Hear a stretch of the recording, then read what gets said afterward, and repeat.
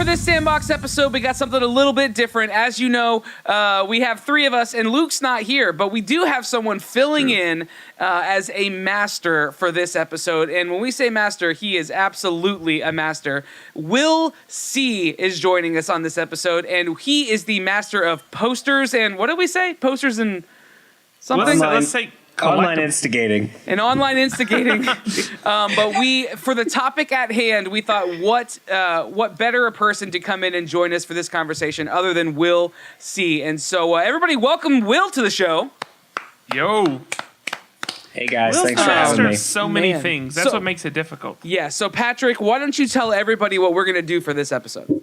Yeah, absolutely. So when we record the show, and a lot of people know us initially from the podcast, not everything goes out on the audio feed. There are some things that only go out through our YouTube channel. So we have playtests that we'll do, or we'll do little short segments or one-off episodes. Well, one of those that went out, it's probably about 2 months ago, was addressing the Mondo purchasing system. So the video, if you go to find it, it's called The Subtle Art of Purchasing, Is Mondo's Website Broken? Very clickbaity. That's necessary these days. But it addressed kind of from our perspective what we thought Mondo was doing well or could do better, and some of the common complaints that we hear talking with people. Well, we posted that to the YouTube, but then also to the poster news. Let me say that correct. Subreddit. And we got a lot of great feedback, both from the moderator there and then from a lot of the people in the channel. And then we got a lot of great feedback on YouTube. So what we wanted to do is take the conversation. We wanted to kind of have an expanded conversation here in the audio feed. So this will be some of that same information, but we're going to also open this up to include the feedback that we've received through Poster News subreddit and then also through the YouTube channel. And then we also decided to bring in Will, because when it comes to poster collectors and just general know-it-alls, he's one of the top people that we know. So that's what today's episode is. Yeah. When we say, Will, and we'll talk about this later, but Will is in every community there is chatting about this stuff. And so if there's a professional at what this is, he's it. At least within our sphere of influence, he's it. So he's it. That's right. So anyway, so let me I'll just jump in and so let me give you the overview of kind of the initial layout. So Mondo, if you're not familiar with, you probably are by now, but if you're not, they release collectible posters, games, toys, figures, things like that, right? And I'm sorry, I said collectible. I meant to say like limited edition, so short edition. So it could be limited or timed edition things. The limited edition pieces are, they tend to be the most coveted because there's only so many. It might be anywhere from a run of 45 to a run of 450, but ultimately when they sell out, they're gone. They don't go reprint them. You can't wait 6 months and buy them again, or they don't release an open edition. When the limited edition sells out, it's gone. And these are attached not just to really popular properties that you know, but then also to really popular artists. So Mondo does a great job of pairing these hot, properties, right? Whatever's kind of big at that moment or whatever has a big cult following with the artists that are kind of like leading the way in the sphere. And so at the time when we recorded this video last, this was when the Ollie Moss Die Hard print had just come out. And of course, it was just gone immediately. Ollie Moss, if you don't know, just specifically when it comes to limited edition stuff, his stuff is very coveted. It tends to have really high resale value, but also he's really good at what he does. And so because of that, they just sell out, within seconds. And it's hard to imagine, but genuinely within a matter of a few seconds. And so it had just sold out, and so we recorded the video before to just address the system. So the way it works when you're walking through the Mondo system, the purchase is not guaranteed, it's not final until it's purchased. There is no, I've added it to my cart, and therefore it holds it for me until I finish. It doesn't matter if you're the first person to get into your cart. It doesn't matter if you're the first person to start entering payment information. At the end of the day, unless it processes, you are not guaranteed that. And that creates a lot of frustration from people because they'll feel like I got it in my card immediately, or PayPal hung up, or something else happened, and then they'll just miss it. And it's a bit of a roller coaster because you have this excitement of they're available. And now I have one. And now I just hit purchase, and then it's taken from you at the last second. And it sucks. And then the other problem is a lot of those that get bought up, and when I say a lot, I don't know percentages. I don't know if we're talking 10% or 50%, but there is a number that gets bought up that ends up on eBay, and they typically double in price. And some triple and quadruple in price, which can be very frustrating because if you already have a limited budget and you're already kind of like making an exception to buy this piece and then you miss it, then it's gone, and then it's like at that point just out of your reach, but you can't get it because it's a little bit more than you're willing to pay. And so that's what creates a lot of the frustration. A second component of this is a lot of people feel the need to make sure that the print kind of gets into the hand of the true fan or the true collector as opposed to the reseller. I want the record to show both Patrick and Will did air quotes simultaneously. Yes. Perfect. True fans. True fans. So that being said, that was kind of the conversation before, and where we kind of left it, broadly speaking, because we're about to dive back in, where we kind of left it before is it's probably as good as you're going to get, honestly. And there's reasons why there's some back and forth. It's probably as good as you're going to get, and I don't know that there is a better solution. But would you would you say it's probably as good as it can get? Not as good as you're gonna get, because that sounds like there's like it has a bit of a negative connotation to saying it's as good as that's fine. It's probably as good as it can get.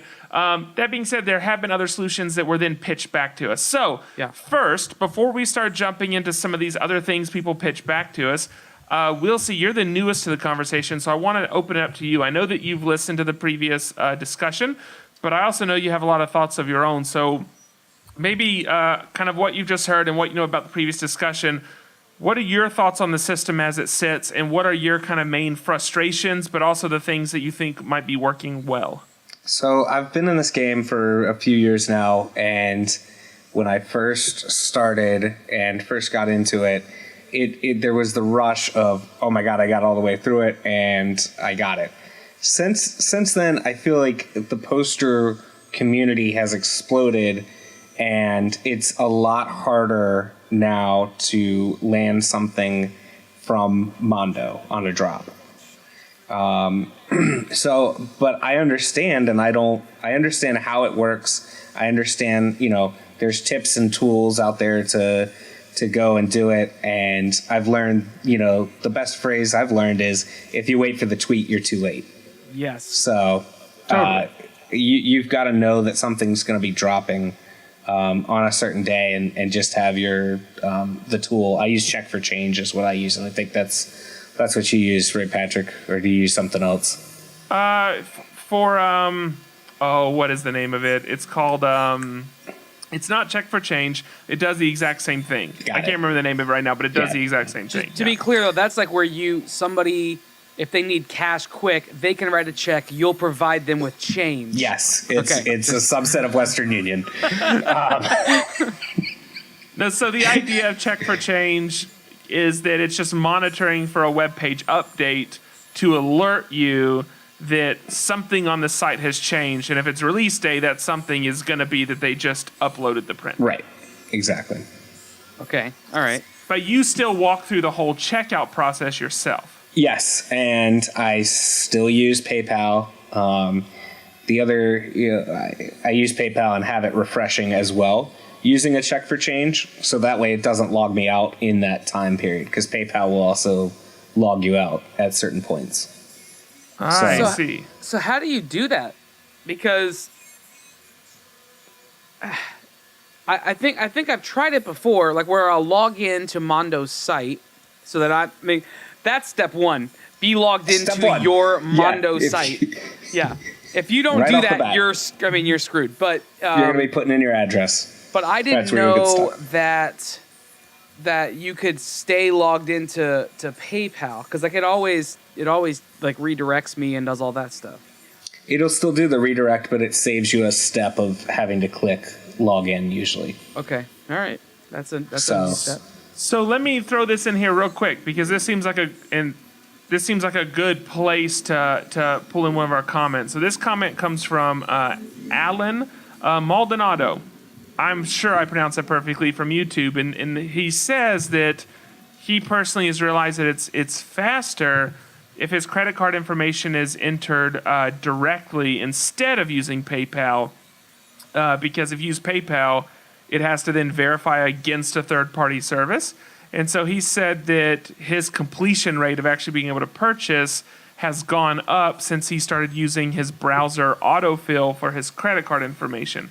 Now, I will say the last purchase I did, I followed Alan's advice and I got the print. Now, I don't know if it was or wasn't or how much or whatever, but I will say I did do the autofill in the browser. I didn't use PayPal, and I did manage to grab the print. To be fair, though, you've only had a very small failure rate since starting. You're probably rocking an 85 to 90% success rate in general. I've lost 3 and 117. Yeah. So Yeah. whatever that ratio is. So that's pretty good.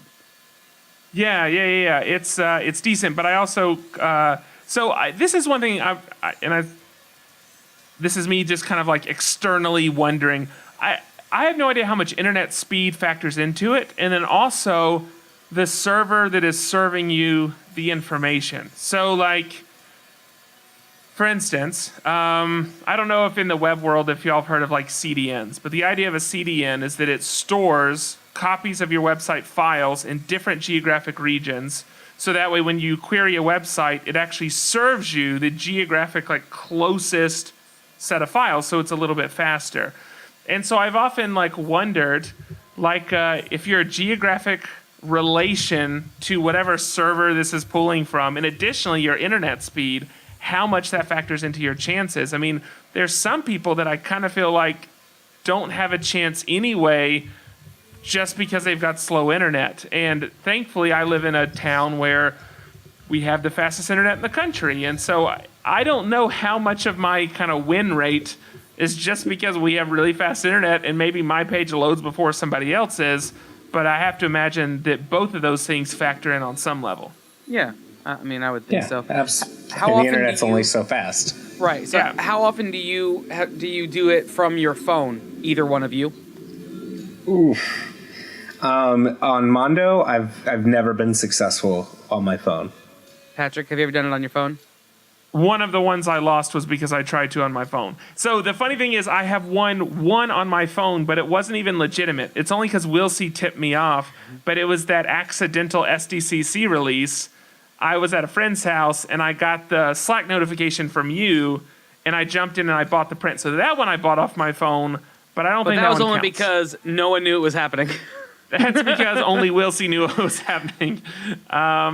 So yeah. So by But the then way, you got the golden ticket, so. But I got the golden ticket, which is the reason that I have a An Ex Chrome Machina. Ex Machina headed my direction Same. next month. Hey, I feel like I made a smart decision then. If Will did it, you know that you're okay. I'm in good company. Yeah, exactly. So Now- I've No, but- never been successful on my phone. But now, conversely, on other sites, Bottleneck and Cyclops, and even Mike Mitchell's site himself, I've been successful on my phone. Yeah, me too. Yeah. And same with HTG. So Mondo's the only one I think that I've ever not been successful on my phone. Mondo's the only one that I've seen the turnaround as fast as it is. Now, everybody else sells out, maybe not all of the pieces, but even Mondo doesn't sell out all of the pieces all the time. There's some that just don't hit for one reason or another. What up, Bernie poster?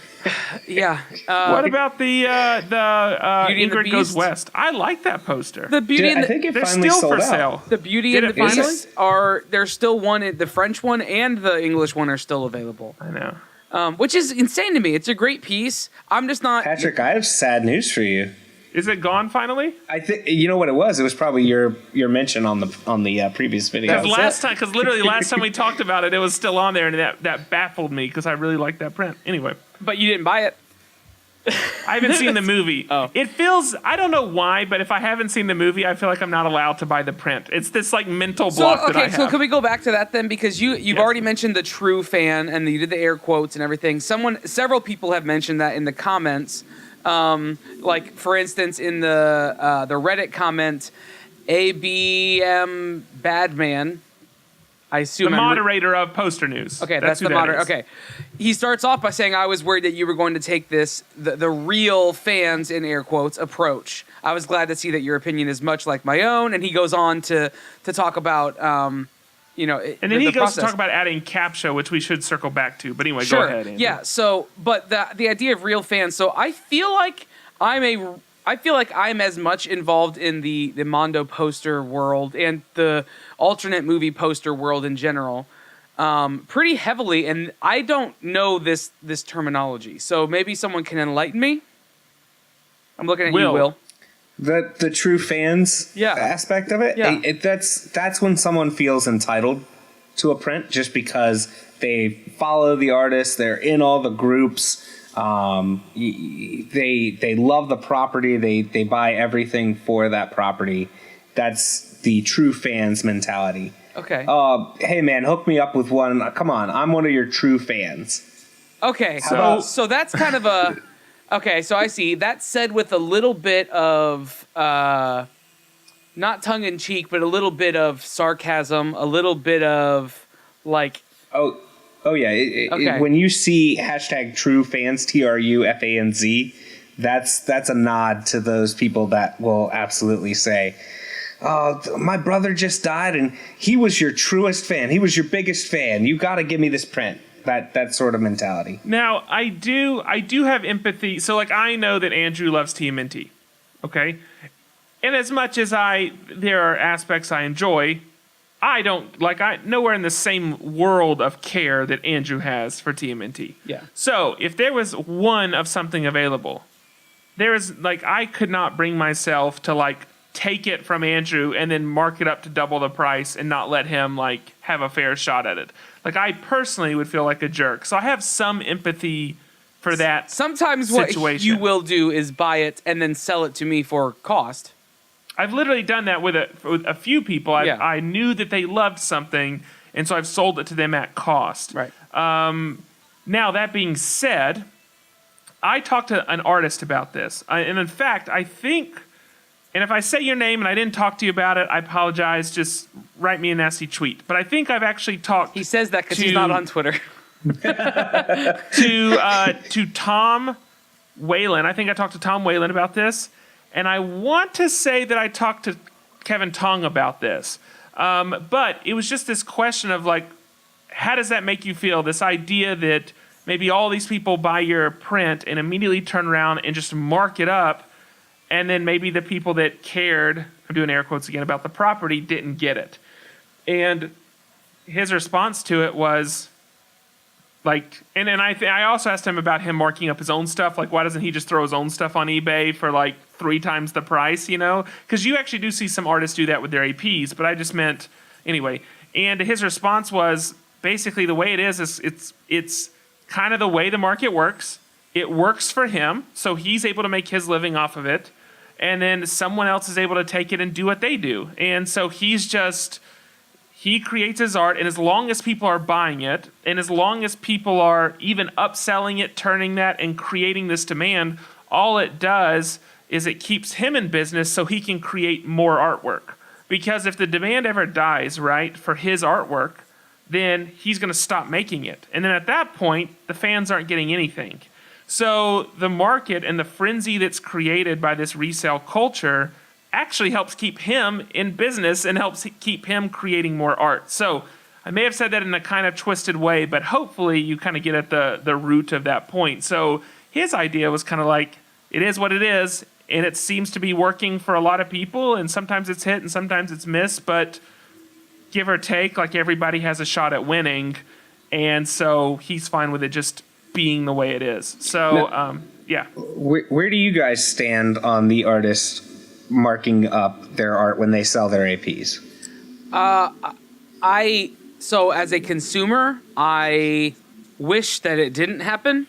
You know, from a purely financial perspective. Oh, I wish that I could get that for the same cost that I would get it from Hero Complex or Mondo or any of these galleries, right?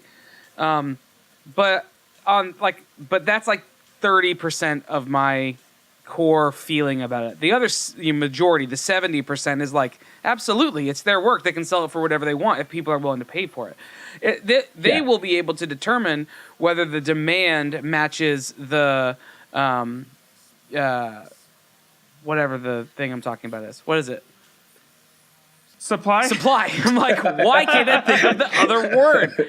I know you've been out of high school for like 20 years now. That's it. If the demand matches the supply. So, like, you know, something is only as valuable as what people are willing to pay for it, right? And we know that. So if that works for them, then great. So, yeah. I kind of like the middle ground approach. There are people that do it every direction. I've seen people that resell at retail, and I'm super happy when that happens because I feel Take like my money. Absolutely. Yeah. There are people that split the difference. Tom Whalen is someone that splits the difference, right? Yes. Like he takes whatever market value is, he compared to what it originally sold for, and he kind of does the middle. I have no problem with that. Great. He gets to make a little, and he still leaves some margin for me if I decide to sell it or things change down the road. And let me tell you, I've been on Tom's AP drops, and his are just as brutal, if not more, than Mondo drops. Oh yeah, well, yeah. People because big cartel or whatever is not super friendly for buying stuff. There's no account set up or anything like that. So I don't think I've ever done one of his AP drops, and so I haven't got to experience it. Yeah, you just run the old, hey Tom, hey buddy, no. Why don't you just you send the you can't see this on screen, but I'm typing. He has some prints that don't sell out immediately, and I have so I see what he sells them for. Okay, yeah, but I've never fought for it, so that's crazy that it's like also like Kevin Tong is that way too.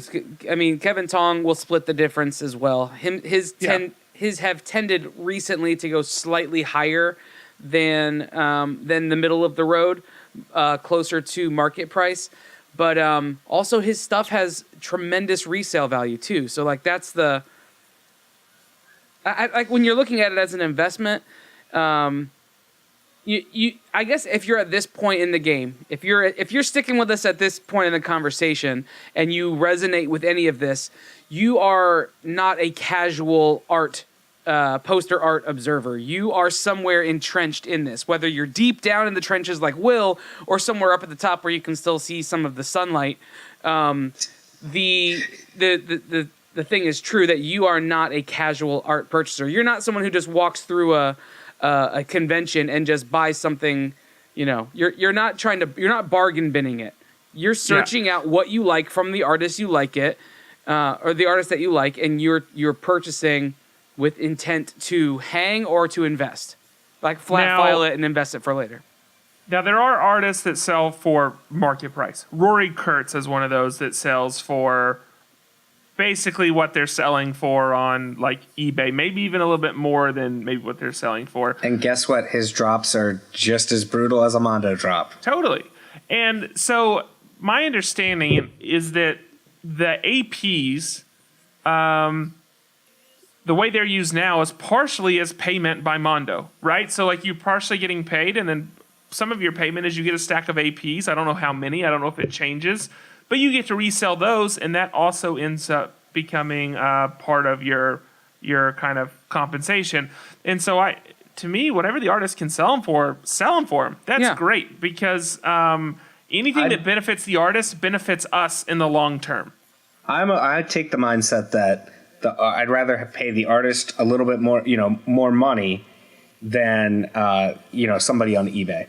Yeah, that's what I was trying to say. Like, I'd rather support back to the artist. And there's some times where I will, depending on the artist, and depending on my relationship with that artist, because a lot of these people now we've talked to on the show, we see them at conventions, we see them at these different things, and we interact with them. And some of them I will wait and not purchase something from Mondo or from Hero Complex or from whatever. specifically to wait for them to release their own, release their APs of them, so that I can give them a little bit more money into their pockets, Totally. as opposed to, because I know that it's going to sell at Mondo. If I don't buy it, someone else is going to be able to pick it up, and then I can. And then a lot of times the stuff on my wall back here, it says I have people personalize them and they sign Podcast Family and they sign it. They personalize these things for me, so it's a little bit easier to get it to do that when you're buying it from the artist too. So I can go either way on it. So let's. I have some more to say on that topic, but I'm going to kind of save it for a conclusion to this. Let's jump into another comment by someone. So let's jump down to. It's a long one, so I have to scan through and find the right piece. So one person managed a lottery. I said mentioned a lottery. And the same person, so this is Mr. Smooth Operator. Again, this is on Poster News subreddit.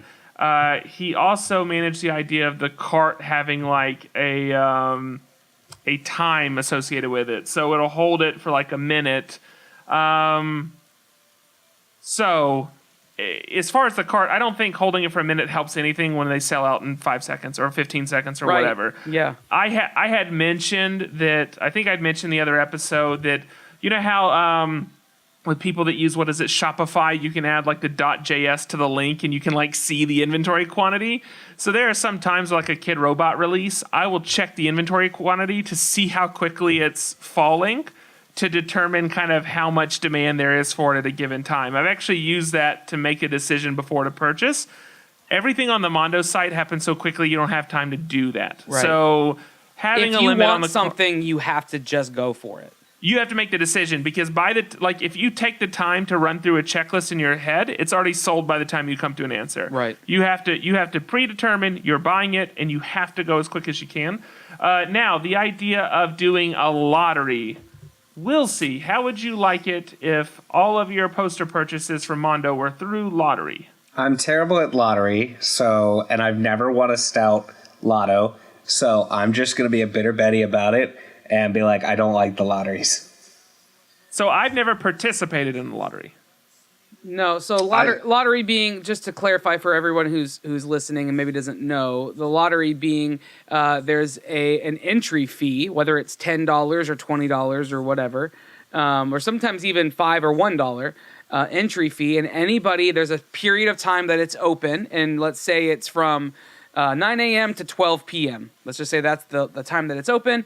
Anybody can enter the lottery by paying the lottery fee, and then there's a random draw, and those random draws are able to get whatever the run is, right? And then they are able to purchase it.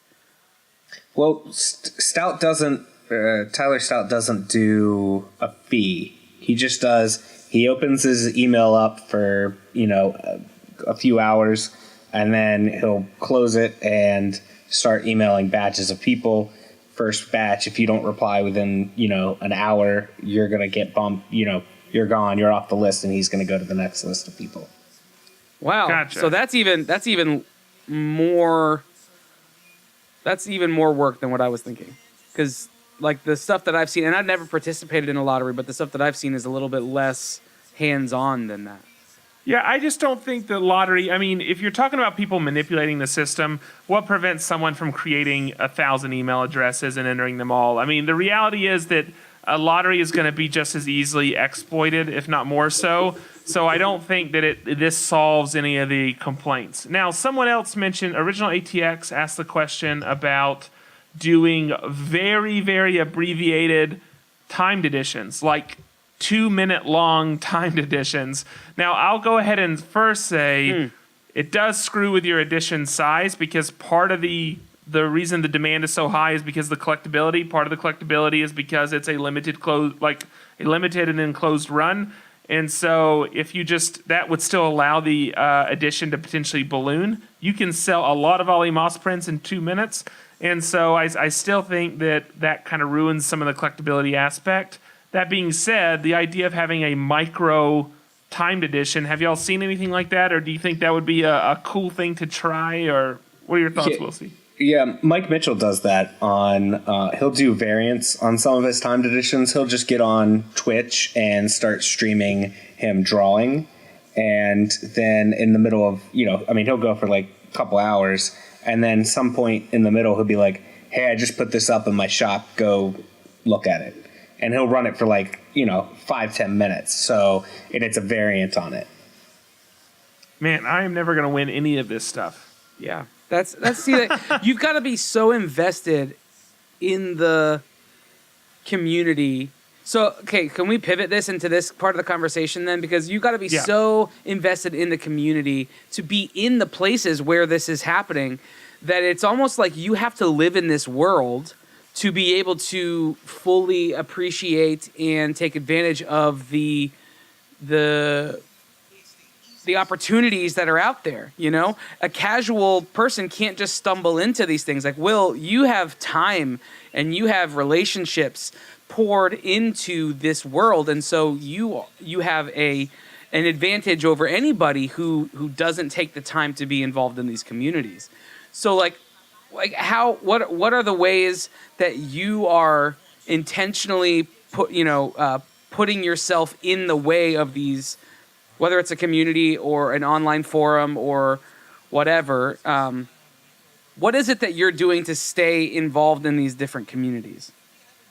I mean, turning on notifications for those Facebook groups and being active participants in them. I said it the other day. Facebook to me is different than probably most other people. Most people, they go in their news feed and they see their friends and news sites, and I have a bunch of friends, but when I go into my feed, it's all Facebook groups, and it's just the algorithm knowing that's what I want to see when I go onto Facebook. So I treat Facebook very differently, I think, and have a different view of Facebook than most other people. And it's crazy to see how much the groups aspect has changed in the last 2 years. And so I've been, first of all, envious of your level of connection in those groups, because it seems like every time I join a new group, I'm like, oh, cool, here's a thing. Oh, Will's in here and everyone knows who he is. Great. But one of the big ones, specifically in the conversation of Mondo, is the Mondo Trader group. And I was talking to somebody in there today, and this is a little bit of a change of conversation, but not really. I was inquiring about where I can find a specific poster for a new movie that just came out, and wondering where Shape of Water. Yeah, The Shape of Water. Yep. I saw your post. I'm sure you did. Yeah, that's not surprising. And wanting to know where I could pick up the screen print of it, because I had been searching, I couldn't find it. Well, there isn't one released for it. And then someone mentioned that there is a commission being worked on, a closed commission being worked on for that film. And I'm like, how do I get involved in that? And they're like, well, you kind of have to know the right people, is basically the answer that was given, which is not wrong, but how do you find yourself in these places? How do you know the right people? How do you get in that world? Because I want to be in that world. I want to be in the world where I can say, hey, 25 other people who like this same film as me, let's get together and let's hire an artist to do a poster for us. Because you talk about a limited run from Mondo of having like 400 pieces. You cut that down to like 50 pieces, and they're specifically made for a small group of people. You talk about like that's like next level collectability. So how do you manage that kind of stuff? Commissions are a slippery slope. Don't get involved in them. Okay. They're a dangerous addiction. No, it's just if I see something, I ask about it, and I'm not afraid to just message somebody. If I get ignored, I get ignored. But a lot of times I'll ask about it, and somebody that's in the commission will message me and say, "Hey, this is what's going on." There's a couple of commission groups out there as well. And you mentioned though, like you have posted, you've gotten some commissions, like you've gotten some stuff that you've been involved in. So is that how you just kind of stumbled into them? You asked the artist directly, like how does that? Yeah, that's pretty much it. I mean, I think one of the best ones out of the last year was Chris Thornley, Raid 71. He did a Calvin and Hobbes commission, and of Calvin in the tub fighting a giant octopus. And that came out, and that was hands down, I think, my favorite commission of the year. Although I have a Guardians of the Galaxy from Ferguson behind me, so Yep, one's on the wall and one's in the flat file. But because of that, because I was in that first commission, now I'm in the second commission that he's doing. So that commission has kind of grown a little bit because there are certain, people won't come back for a second round. But yeah. So You are the king of this, though. I will say. I mean, it's pretty crazy. But I want to reiterate the point that is kind of being made here, which is that you have to get involved. I mean, that's just it. Yes, Mondo, if that's specifically what you're looking at, that's an opportunity to get one of these prints. But even these runs we're talking about, even after they sell out, there's other opportunities because those prints, even if they sell on Mondo still may have a couple left in their flat file that they had extra in case there was damage. Those might come out during a flat file sale, or you might be able to pick them up at the gallery. The artist is going to get APs. The artist is also going to keep a couple to take with them when they go to conventions or conferences. So if you just try for the Mondo, like based on the tweet when it releases and then get upset because it didn't happen, you've missed like 5 other potential touch points to get this piece. And if you're actually connected with the artist, if you're actually connected with the community, if you're talking with people, if you're reaching out, if you're being friendly, not being pushy, you will get more opportunities to get the pieces you want. I mean, there are probably 3 or 4 instances of prints this year that I flat out, either because I didn't try for them through like Mondo or because I just flat out lost it, I still managed to get through one of those other channels, and not because, I'm Patrick Hill of the Master of One podcast. It has nothing to do with that. It's That's because How does that get you? That's actually worked against you. yeah, I would say it's like that's kind of the 2 steps back. No, but it's I just try to be a friendly guy to people. Now, and I'll say this, I will answer your question directly. I don't know if it's a serious question. There have been times I've gone to purchase something from someone and they've told me, nah, I'll just give it to you. And I've actually had to tell them, no, I'm going to give you money for this. Like, Absolutely. I do not like people to give me stuff. It's not a personal pride. It's a realization that, like, I'm in a position in my life where I can support these artists. What kind of hypocrite would I be if doing this show if I didn't support the artists? Right. Because that's the thing we're talking about every week. So I make it a point that I'm going to pay whatever someone asks. I'm not going to try to talk someone down. Like either I'll pay it or I just won't get it. But I'm definitely not going to try to get a discount, and I'm not going to take it for free. That's just like a boundary I've Now, set. what will end up happening, though, Will, on that same note, is we'll buy stuff from people all the time. All the time when we have our guests on, when we're done, we'll like, hey, I'd like to purchase something from you. And that doesn't mean we don't.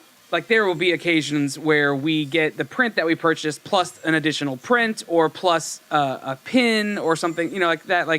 But for the most part, yeah, our whole goal is to support. So very rarely does that ever shake itself out. And sometimes we are gifted stuff, but that's not the same thing. Yeah. I mean, I'll say I put up these 3 posters behind me, and they are Ferguson's Guardians of the Galaxy Volume 2, Francovilla's Jurassic Park, and Wayland's Alice in Wonderland. And yeah, It's reversed. Andrew's not in the club with us. I will say none of those were through these were my top 3 prints that I grabbed this year, and none of them were through online drops.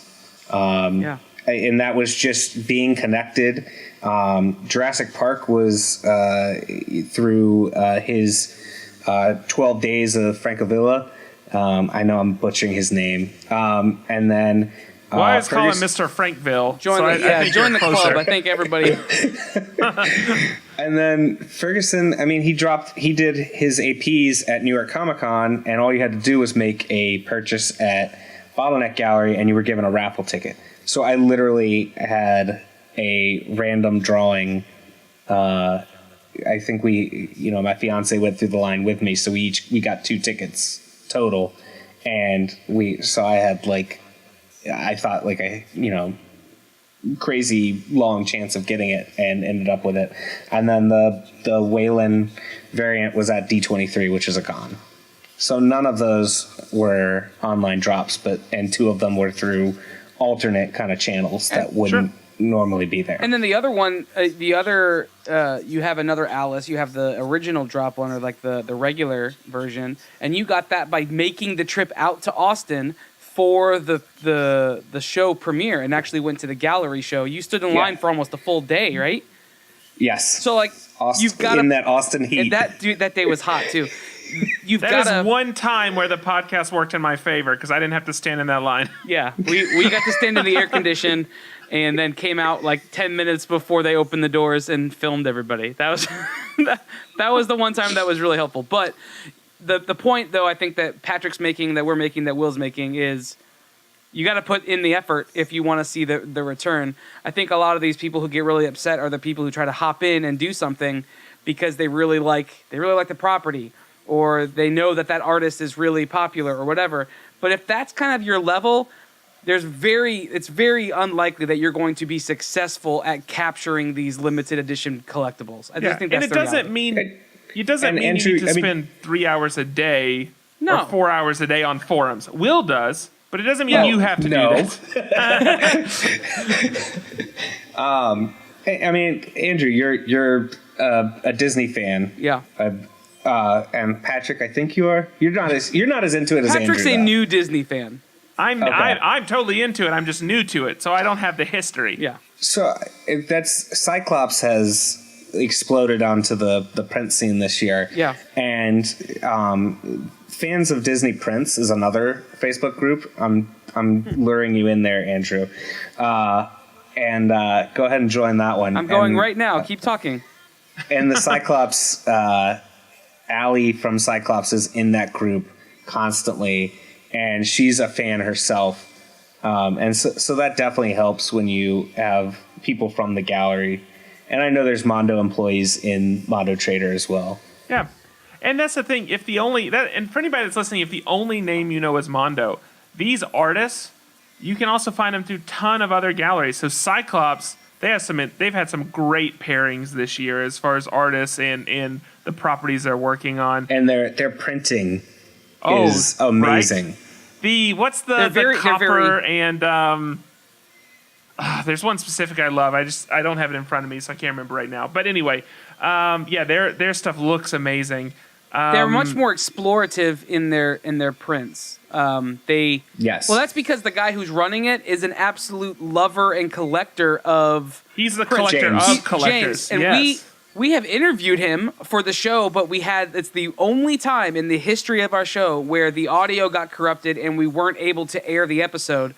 And we've never re-recorded it. We're going to. Yeah, and you need to get James, or you need to get Allie. Yeah, Allie, I think, is kind of. We had James on, and when we saw him at the Cyclops Disney, or the Cyclops Mondo show, and we got to meet Allie for the first time. So I think we need to just regroup with them now that it's the new year, and have them back on the show in a way that we can actually air it. But Bottleneck, Hero Complex Gallery, Dark Hall Mansion has stuff. All these artists, you should be signing up for all their mailing lists. If you love Charlie Brown and Peanuts, you need to get involved with Dark Hall Mansion because they're all over it. Because I think they're the only ones who have the license for it.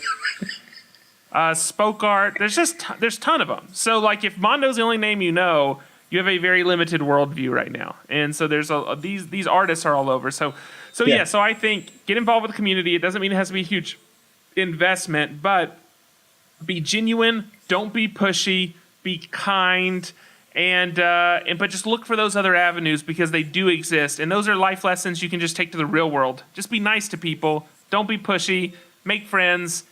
You'll have more opportunity.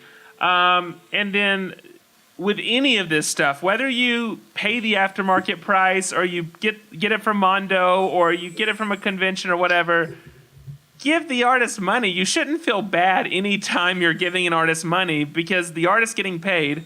is what supports the artist and allows the artist to create the next poster that you want, that you don't realize that you have to have. So don't feel bad. Right. I mean, so if the artist is reselling at normal price or someone on eBay wants 20% more, whatever happens, all this stuff allows this to continue, allows more of this great artwork to be made. So from that standpoint, you should be proud every time you make a purchase. So that is something I like to tell myself, and it's the reason that I don't mind the question earlier about if an artist wants to charge 50% more or retail or market.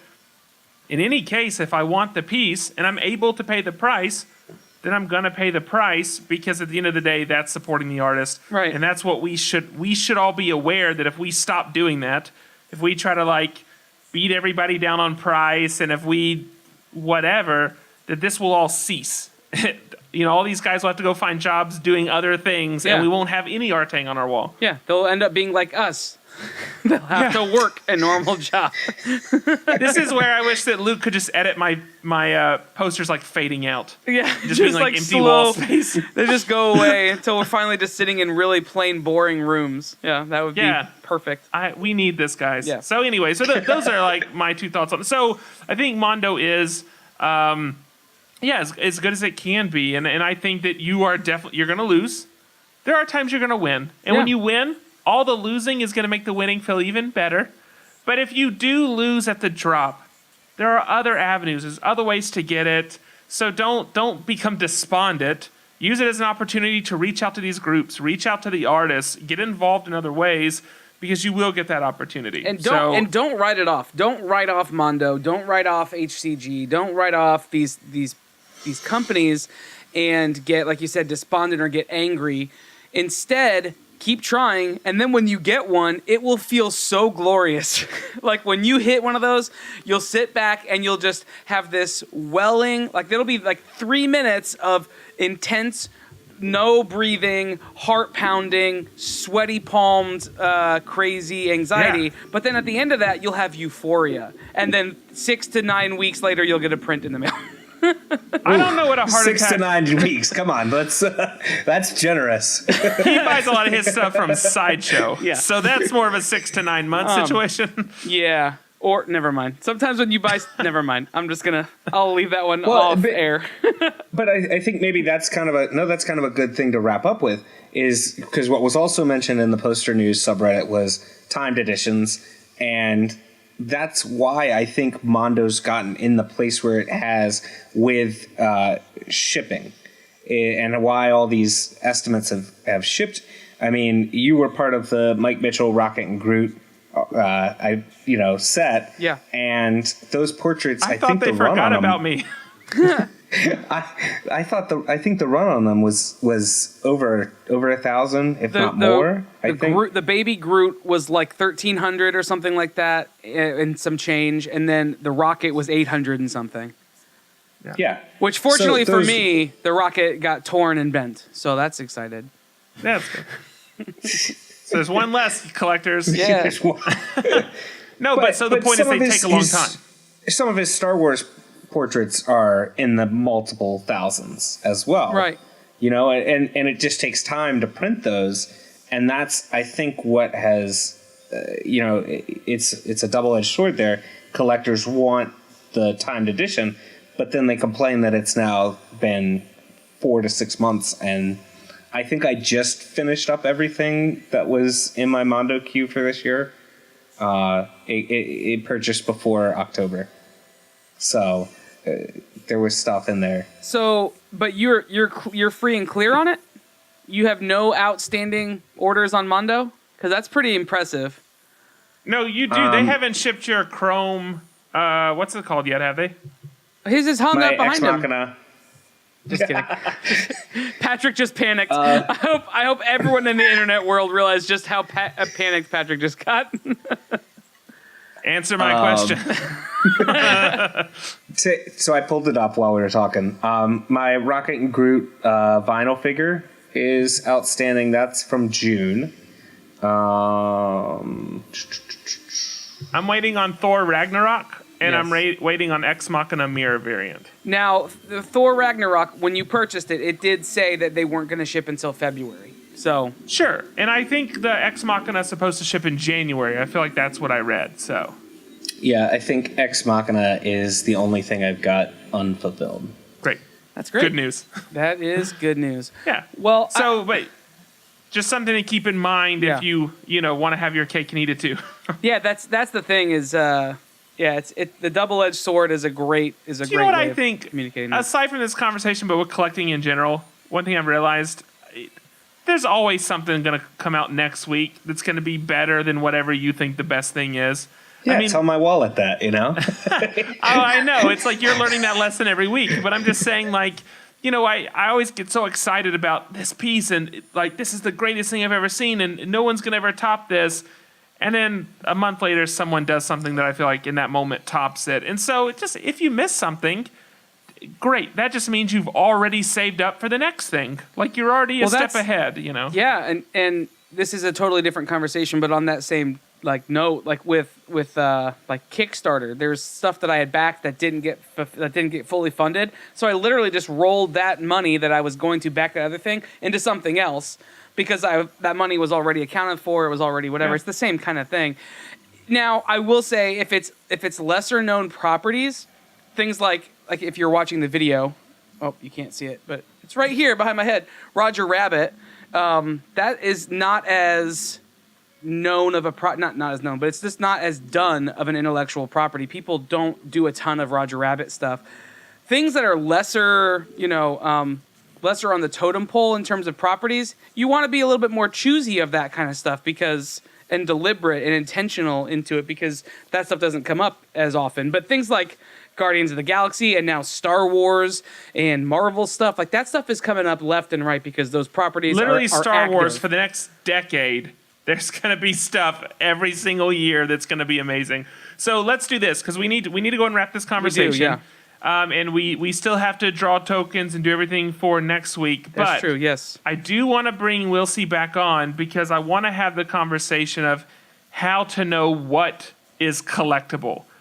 Beyond like the edition size, beyond the artist, how you make the decision what you spend your money on. Because there are people like me that part of the fun it's not just the property, it's not just the artist, but it's the fact that I have something that other people don't.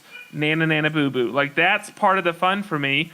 And so I want to collect the things that are like ultra that. So in the future, let's bring Wheelsee back on and let's have that conversation because I would love to dive into everything surrounding that. Oh, absolutely. Yeah. So Andrew, why don't you go and take us to tokens and all those places? All right. So first of all, Will, thanks for joining us for the conversation. Thanks for being so active in not only our community, but thousands of others, it seems like. Tell them we said hey. Yeah. Thanks for being, a supporter of art, a contributor to the community in terms of support and encouragement, and even just dropping knowledge on things. I think it's really helpful. You're not one of those jaded collectors who is Not yet. Yeah. Well, here's hoping that, and I hope it never comes. Here's hoping that 2018 doesn't see you turn to the dark side. But you are, you have a light about you. You still enjoy the process of it. You're not so entrenched in it that you've become bitter and cynical, which is, it's sometimes a hard feat. So thanks for chatting with us. Would you help us draw tokens to figure out what we're talking about next week? Finally, I've been waiting for years for this. I'll take that as a maybe.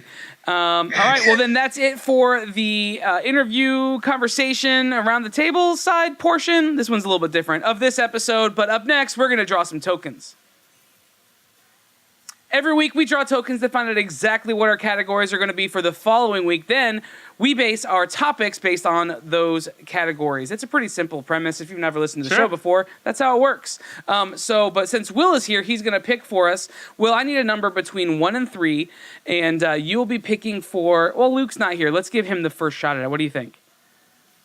That sounds good to me. Okay. I'll go ahead and give him number 3. Okay, number 3, he has TV and film. So... Congratulations, Luke. Never ending. TV and film. Is this his third week of having it? I think so, yeah. But last week you guys traded. So yeah, so I can't complain. Never mind. Go ahead. Okay, so number 1 or 2 you'll be picking for me. I'll go number 1. Oh, he's going to go number 1 on me. That's art and design.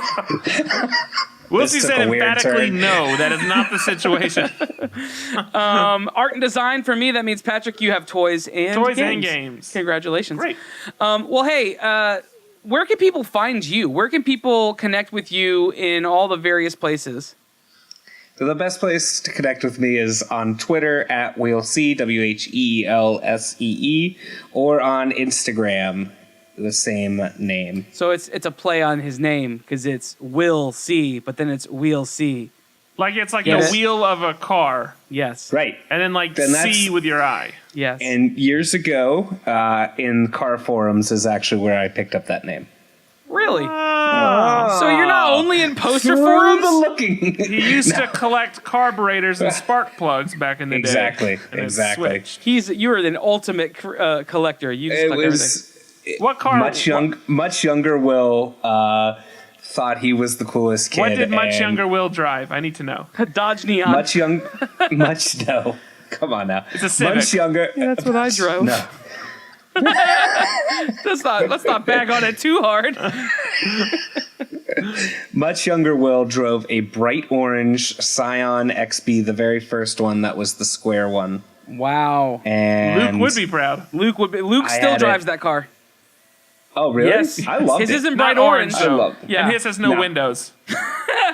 His has windows again. It only doesn't have windows when my stuff Book is bag in is the in car. there. Yeah. Yeah. Well, dude, like you're the greatest. If you want to chat it up with Will or any of us, hit us up in Slack on mof1podcast.com/Slack to join the conversation there. You can find us on mof1podcast.com, where you can find show notes and links to stuff we talked about this. If you're watching this on YouTube, it's all right below us. Like this video, share this video, subscribe to the channel, subscribe on iTunes and Stitcher and Google Play and all the different places that we are. Just search MF1 Podcast. Join the conversation on social media. We're MF1 Podcast everywhere. Just Google that and you'll find us. We're there.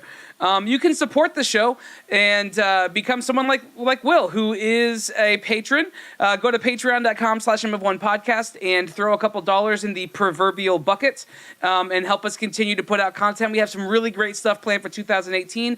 A lot of that hinges on you guys. You guys are amazing. We had a great year last year. We look forward to an even better year this year. So much cool stuff. And so join that now to be a part of all that. When you're a patron, you get access to a special Slack channel where we chat about some stuff. You get some upcoming news before everybody else. And then you occasionally get some bloopers, which...